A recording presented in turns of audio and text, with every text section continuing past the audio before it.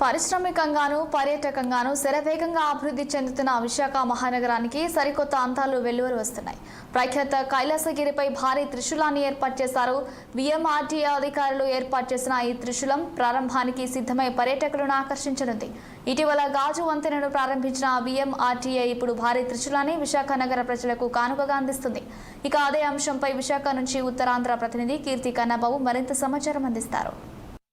ఆంధ్రప్రదేశ్ లో టూరిజం పేరు చెప్పగానే ముందుగా అందరికీ గుర్తుకొచ్చేది విశాఖపట్నం. ఈ ఉమ్మడి విశాఖలో అనేక పర్యాటక ప్రాంతాలు అయితే ఉన్నాయి. ముఖ్యంగా చూసుకుంటే అరకు, లంబసింగి తో పాటు విశాఖ సిటీలో సముద్ర తీరంతో పాటు కూడా కైలాసగిరి ప్రత్యేకమైనటువంటి ఆకర్షణగా నిలుస్తుంది.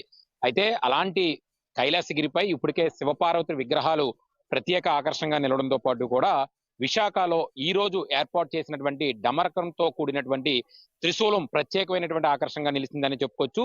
సుమారుగా 65 అడుగుల ఎత్తు ఉన్నటువంటి ఈ డమరకంతో కూడినటువంటి ఈ త్రిశూలాన్ని చూసేందుకు విశాఖ వాసులు ఎప్పుడెప్పుడు అని ఎదురు చూస్తున్నటువంటి వేళ ఈ రోజు మొత్తానికైతే ప్రారంభమైంది. దీనికి సంబంధించి స్థానికంగా ఉన్నటువంటి ఎంపీ అలాగే మంత్రులతో పాటు స్థానిక ఎమ్మెల్యేలు, విఎంఆర్డీఏ చైర్మన్ చేతులమైతే ఇది ఓపెన్ అయినటువంటి పరిస్థితి మనకి చాలా స్పష్టంగా చూడొచ్చు. అయితే ఈ కైలాసగిరిపై మరో అద్భుతమైనటువంటి ఆకర్షణమైనటువంటి సిటీ ఆఫ్ డెస్టినరీగా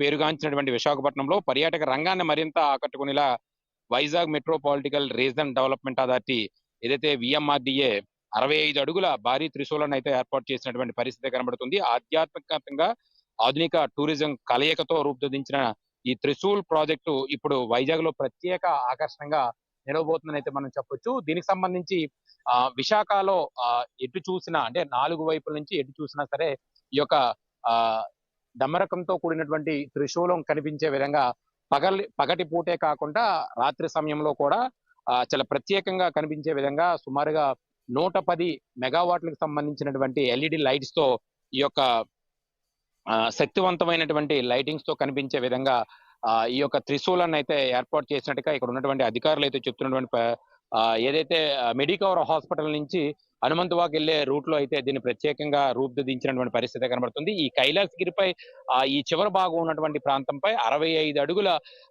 ఎత్తు ఈ యొక్క త్రిశూలాన్ని ఏర్పాటు చేయడంతో విశాఖలో ఉన్నటువంటి నలుమూలల నుంచి ఈ త్రిశూలం కనిపించే విధంగా అయితే ఒక పగటి పూటే కాకుండా రాత్రిపూట కూడా కనిపించే విధంగా లోపల 110 వాట్లకు సంబంధించినటువంటి మెగావాట్స్ తో కూడినటువంటి ఎల్ఈడి లైట్స్ తో దీన్ని ప్రత్యేకమైనటువంటి ఫైబర్ తో దీన్ని నిర్మించారు. ఈ యొక్క ఈ త్రిశూలాన్ని చూసేందుకు ఎటువంటి రుసుము కూడా చెల్లించాల్సిన అవసరం అయితే లేదు. ఎందుకంటే కైలాసగిరి పైకి రావడానికి ఫస్ట్ ఒక టోల్ ప్లాజా దగ్గర కొంత అమౌంట్ అయితే ఉంటుంది. ఆ తర్వాత అనంతరం పైకి వచ్చిన వివిధ పైన అయితే టూరిజం స్పాట్స్ అయితే ఉన్నాయి. వాటిలో అనేక రకాలుగా అంటే గ్లాస్ బ్రిడ్జ్ చూడొచ్చు. సుమారుగా 250 నుంచి 300 రూపాయల వరకు కూడా ఇక్కడ వసూలు చేస్తున్నటువంటి పరిస్థితి ఉంది. అయితే దీనికి సంబంధించి సుమారుగా ఈ డమరకంతో కూడినటువంటి త్రిశూలాన్ని చూసేందుకు ఎక్కడ ఎలాంటి రుసుము కూడా లేదు. పూర్తి ఉచితంగా కూడా దీన్ని చూడొచ్చని అయితే అధికారులు చెప్తున్నటువంటి పరిస్థితి కనబడుతుంది. అయితే ఎప్పుడు అని ఎదురు చూస్తున్నటువంటి ఈ త్రిశూలం మొత్తానికైతే ఓపెన్ అవడం, ఇది సుమారుగా 65 అడుగుల ఎత్తు అంటే కైలాసగిరిగా